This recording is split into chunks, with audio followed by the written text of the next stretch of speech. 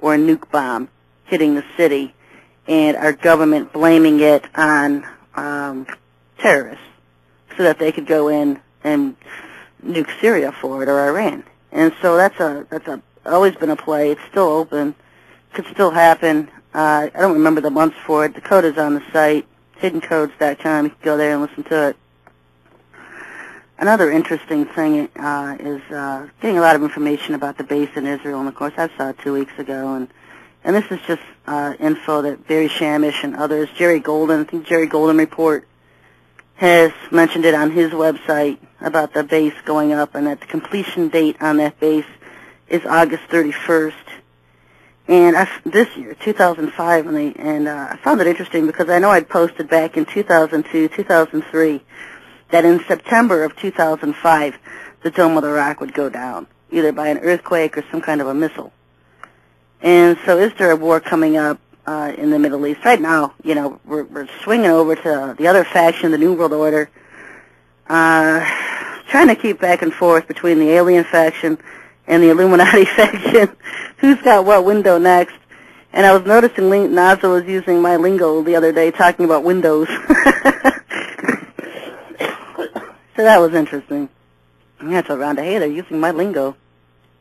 But yeah, just trying to watch what's going on and whose window of time it is now. And if the aliens couldn't get July pulled off, then I said I would swing back over to the reptilians. Because right now we've basically got two factions. We've got the tall grays and we've got the reptilians. That's basically what we're looking at right now. Because our government is pretty much dominated by the reptilians. They're possessed by them. A lot of the bloodlines can shapeshift and hold human forms in the pure reptiles. And then you have the tall grays, which are the New Age crowd. They run the New Age agenda. They're Christ Michael, supposedly the god of the universe, Nebadon, which our universe is called Nebadon, is a tall gray. Admittedly a tall gray. I have the article on my website at NaseraSucks.com. I also have other articles of information at NaseraSucks.com.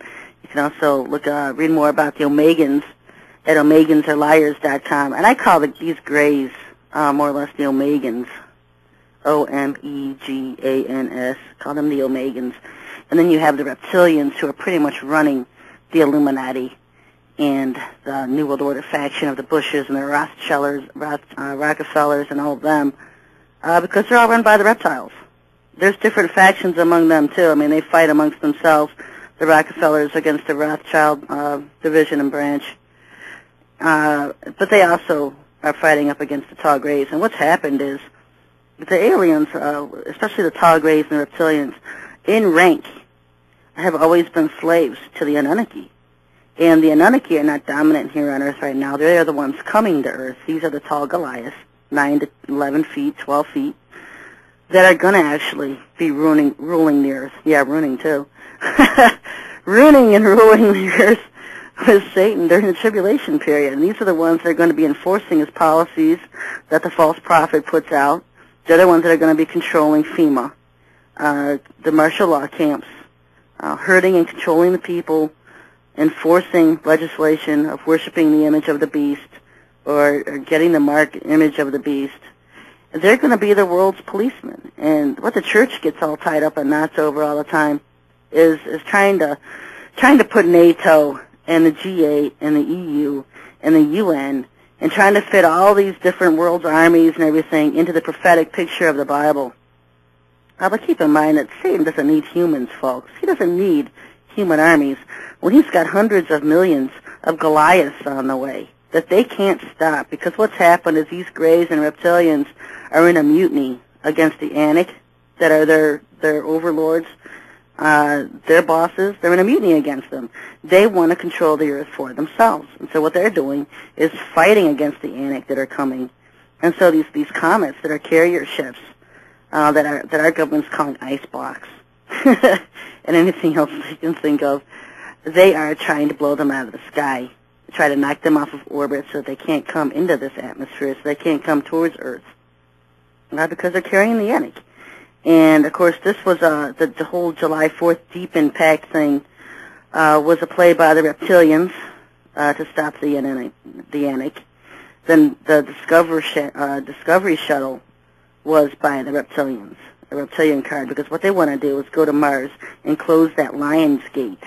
And I'm going to talk about this Lion's Gate, and this Lion's Gate is important when you get into the Twilight Zone stuff, the New Age stuff, because this Lion's Gate is what is opening up to bring in their Messiah.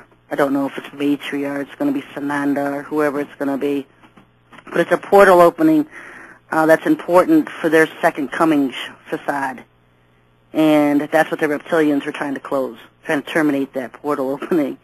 And so right now it's kind of a war between the reptilians and the tall grays.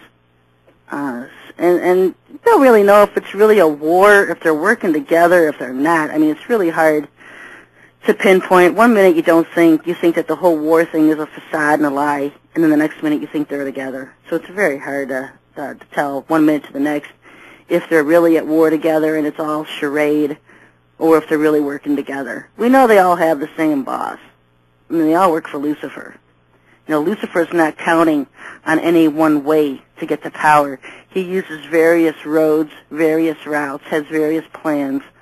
He's used the secret societies and the whole, I don't know if you've seen the diagram of how he's used the New World Order to bring him to power by man's efforts. And then he has his own alien efforts, his own forces in the skies working, the Watchers that have been overlooking the Earth for years in UFOs. And so they're all working together, or working on his side. And then, so there's very many different factions and groups and ways that Satan is using to come to power. He's not counting on any one way. But what the thing is, with all these different people are fighting against each other to be the one that he uses to come to power through, because they think that when he comes to power, then they will be the ones rewarded for all of their hard work and effort in getting him here, that he's going to give them parts of his kingdom and power. And you've all heard the lies before. You know, he's the father of lies, and he's called the father of lies for good reason. He's lied to them all. And they're going to find out soon enough he has a nasty retirement plan, that he's a liar, that he doesn't need them once he comes here and gets power. He doesn't need any of them. He's going to have his own council here.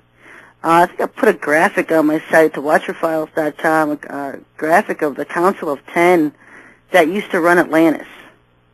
And I think that's what we're looking at here. If you look in Revelation chapter 13, it talks about the 10 crowns, or the 10 horns, the horns representing leaders and crowns representing power, authority.